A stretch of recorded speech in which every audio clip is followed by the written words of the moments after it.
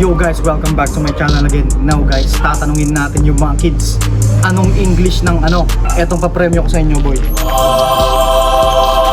Yan. Pag nasagot nyo ng tama yung mga tanong ko, boy, matik.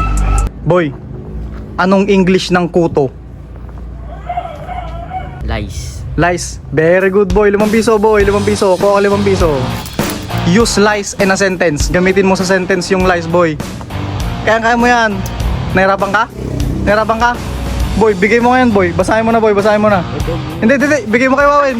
Bigay mo kay Wawin. Basahin mo yung number 1, boy. Ako, the dog was covered in lies. Ang galing mo, boy. Kuha ka 10 piso, boy. Plus 10 ka, boy.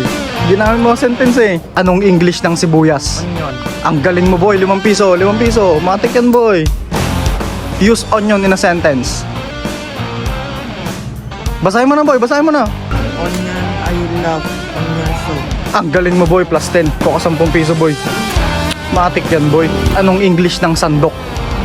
Sandok. Ladle, boy. Ladle. Ladle. Ladle. Ladle. Very good, boy. Use ladle in a sentence.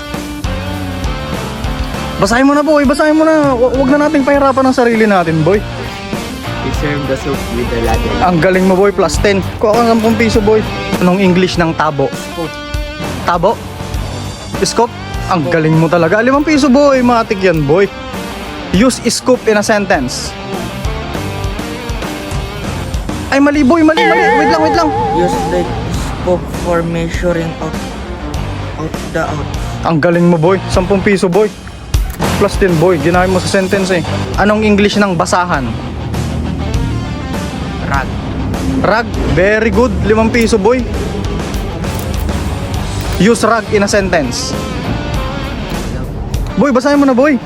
Huwag na natin pahirapan ang sarili natin. He wiped his hands with rag. Very good, boy. 10 piso. Gagaling nyo, boy, ah. Anong English ng tinidor? Fork.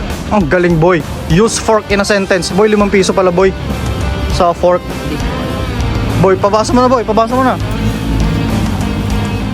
This fork is dirty. Ang galing, boy. 10 piso, boy.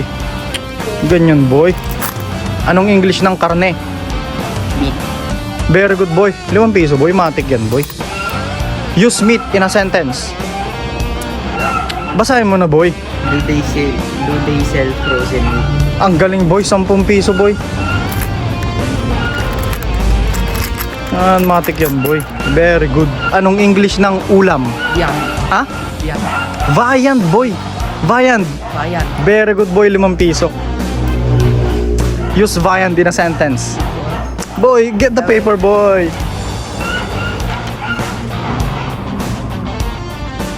For dinner, the meal Riyan was sinigang.